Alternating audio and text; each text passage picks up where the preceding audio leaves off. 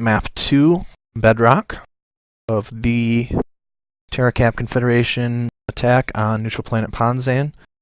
They are up 1-0, the Terracap attackers are. This is a best 3 out of 5 maps, so the first team to win 3 maps wins the campaign, and is either awarded the planet through a successful defense or through a successful attack.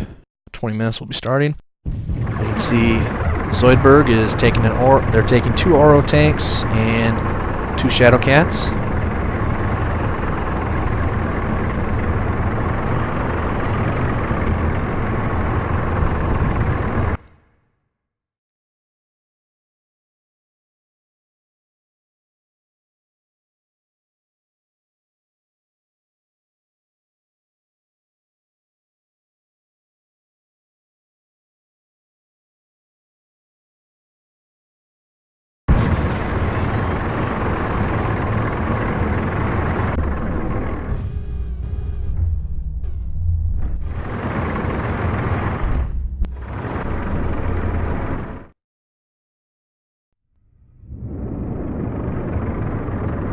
Looks like we might have a disconnect here because that's actually a bushwhacker. Let's see. FGen, Zoid, Vivi. Okay, so we've had a disconnect from Kill Them All, and here he comes, I guess.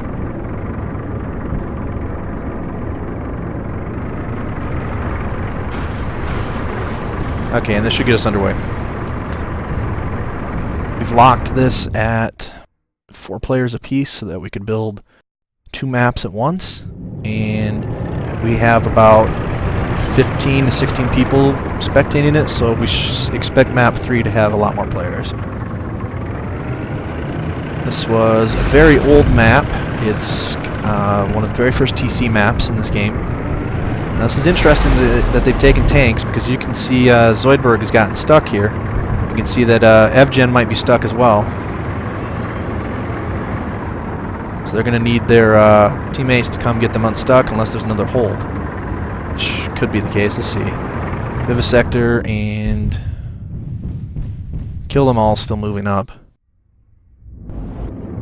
Now the rule is if they get stuck and they can't get unstuck, they're there for the rest of the match. Zoidberg is rather stuck. He might be able to get out of there. Evgen's really beat up here. So they're going to have to go back and get the mechs to get those, try and bump those guys to get unstuck. Apparently, they've just told his 2 mech members to move up, and they'll figure out how to get unstuck, I suppose. Because Vivisector's moving out, and Kill Them All's already pretty far out there. We'll keep you advised on that. Why don't we follow Vivisector for now? We can see Kill Them All's up about 600 meters or so.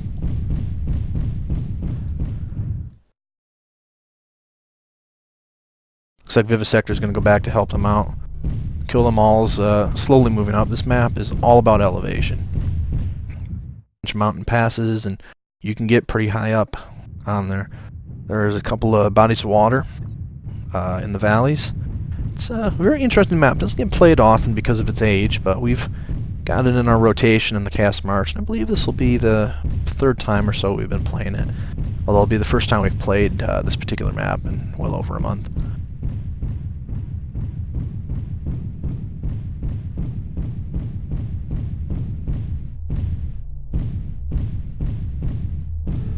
Let's see what particular bushwhacker this is. This is, autocannon or a Gauss and PPC, I believe. It's maybe the bushwhacker Gamma? Maybe not. Well, we'll find out once it fires.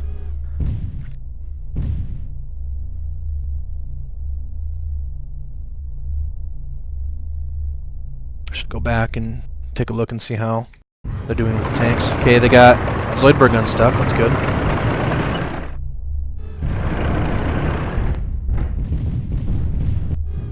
See the other teams moving down another one. Okay, they got them unstuck, so they're good to go.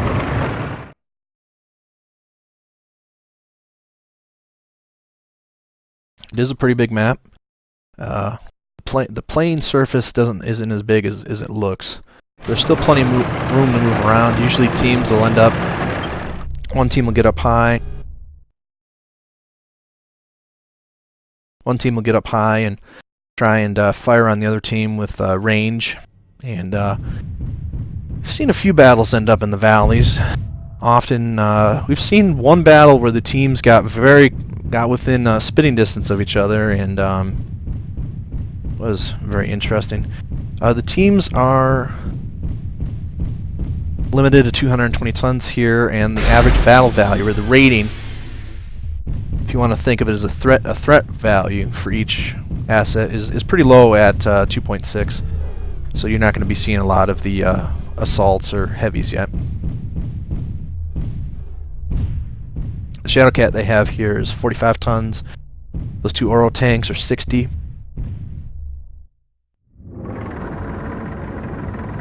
And Kill Them All's Bushwhackers 55. Ah! We have teams very close to each other. We can see to opposing them Silvercraft and Shadowcat, and Bob and a Vulture, Invictus, the Commander, and a Rifleman, and Rask and a Ryakin. And if any of these tanks have GECM, there's a slight possibility they might have seen them on radar. See, the Bushwhackers joined. Kill Them All and Vivisector are up here while the tanks are down low. They've decided this is their engagement point, unless that changes. So why don't we switch our focus down to the other team down here.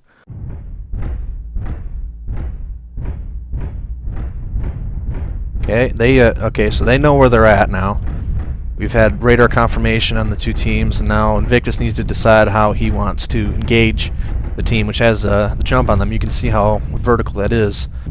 So you can see the Rifleman, an anti-airman, is able to point all the way straight up, which other mechs can't quite do.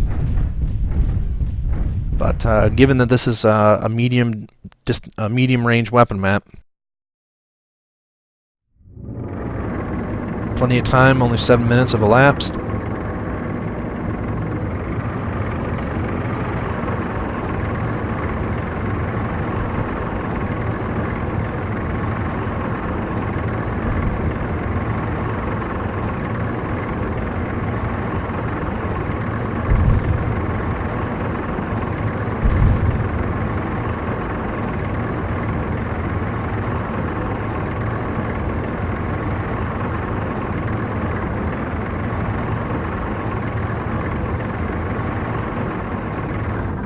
So you can see that they've got them covered to the left here. They've mostly got them covered to the right. Okay, we've seen that they've segregated Kill Them All from Vivisector, so they've got some crossfire going on here. Their best bet is if they decide to engage them at this spot might be to come up this particular road right here. So you can see they can always move back, and they won't be taking the full brunt force of the mechs, but that also comes from their main base. Turrets are turned off, so you can see it would take them a while to get up this road, and that's what they're doing. So it'll be interesting to see if the Erdani Light Horse, or for short ELH, the defenders that are up there with the tanks, will have the patience to hold in their position, because that's still a good position for them. And if they don't move, Invictus will know where they're at. Invictus's team is made up of random mercenaries. Invictus is from the Knights of the Inner Sphere unit. Bob and Rask are not in any units. Bob used to be in Black Shadow. I don't know if he still is. He might be. And then Silvercraft is also a member of the community, but not affiliated with any of the units. All got 4 great pilots here. ELH has got 4 great pilots on their end, and it'll be interesting to see Invictus and Zoidberg, 2 excellent dropless creators and 2 excellent drop commanders.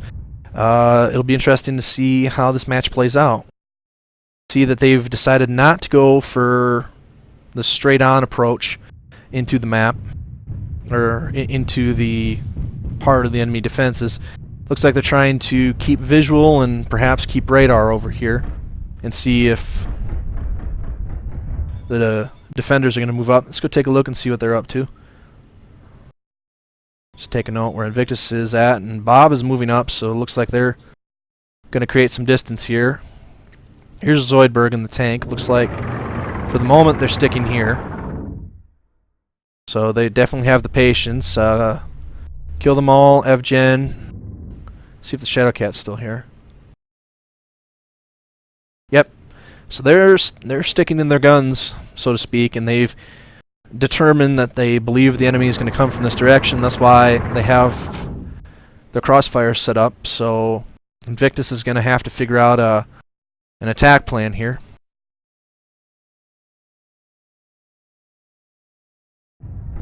That they're going to move up the hill.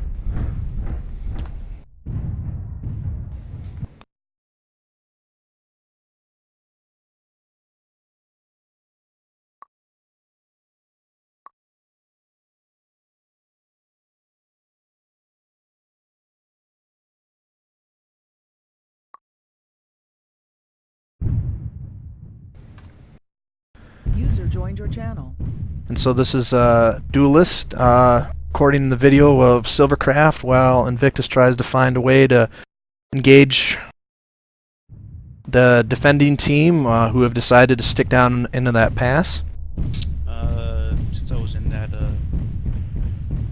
team speak, a little bit of information is I overheard that one of the Silvercraft's team had their radar on. So it's kind of funny that they kind of walked past them and then nothing really happened. But I think ELH knew that the other team walked right past them. Yep, and we can see ELH playing as the defenders continue to stay over there, and we have Invictus trying to see if they can get enough distance to pick off Evgen's tank here. You can see Bob moving up in probably their strongest long-range asset, the 2 Gauss Vulture. By the way, ladies and gentlemen, this is Ben joining us from the 12th VR. Hi, Ben. Thanks for joining us. Thank you, thank you. And it looks like they don't have the distance that they want, so Invictus is telling everybody to keep moving up. Right now, if I had to make a guess, we're talking about 900 to probably 1.1 kilometers. So their weapons reach out to about 800, I think. No, the Gauss goes out to 900. Okay. But you've got the ATM on the Rio, which is limited to 750. The pulse lasers on the Rifleman, which is 600. And then that Scat is LBX5s. That could also reach out to 900. I don't know if they're baiting them, but they've definitely given away their position now. And so this would have been a good position if they were just 300 meters closer. Yep, we can see that Vivisector's called in the Scat and the Bushwhacker, and he's going to move them forward to see if they can get a couple of pepper shots in. We have contact now. Vivisector has taken two shots, and they might have gotten a shot off on Evgen. Did you see if those green lasers stopped in midair, or if they actually reached all the way out? I think that got him. I think Kill Them All just got Rask with a couple shots. There goes Bob. Bob's gotten Gauss shots in at least 3 of them. See that Silver just missed with his LBX5. Looks like right now Kill Them All is the only one with enough range to get up there. They're moving the tanks up to close the distance and intercept. Vivisector's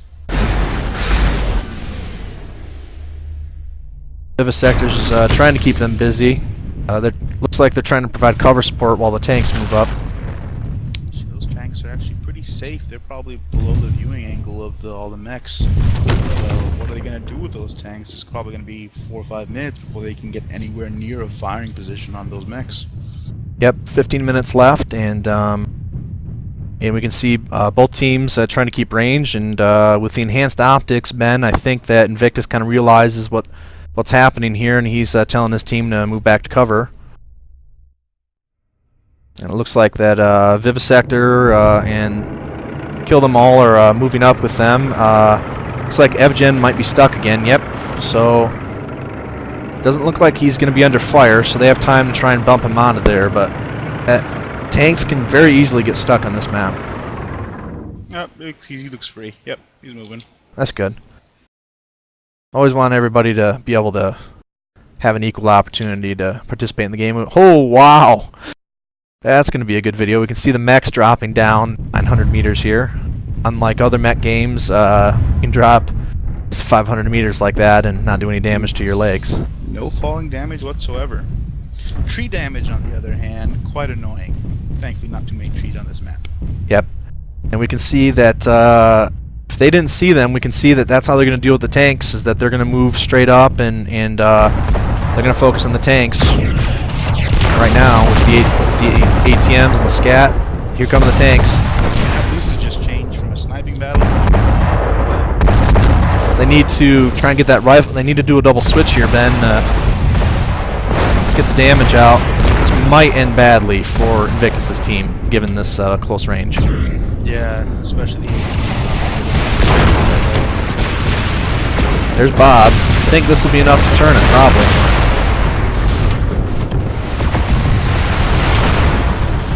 They're going to focus on Rask here. They got Zoidberg, though. That's one of the tanks.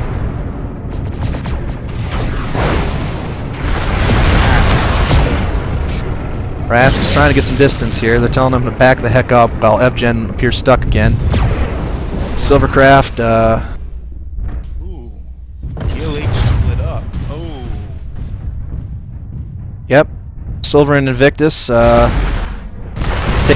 taking some shots, trying to create some distance here. Firepower left on the ELH team. They're going to do what they can. Looks like they got Rask, so the full ELH complement, the full defender team will be moving up quickly. It's just a hunt now, Ben. It's just a hunt. There goes Invictus, and, well, a Shadowcat F is interesting, but it's not going to last long. Silver certainly has enough speed to get... Oh, nope, he's in the valley now, so he's going to be... Maybe get an alpha off or two, but unless one of those assets is very heavily damaged, not much you're going to be able to do here. It's very interesting. What ended up killing them was the decision to drop down there, Ben, because those tanks were able to close the distance faster than Invictus inspected, and they were able to focus fire. They got one tank, but they couldn't get two, and, well, we're tied up 1-1, and we'll see you guys on map 3. Thanks for joining us, Ben. Yep, thank you for having me.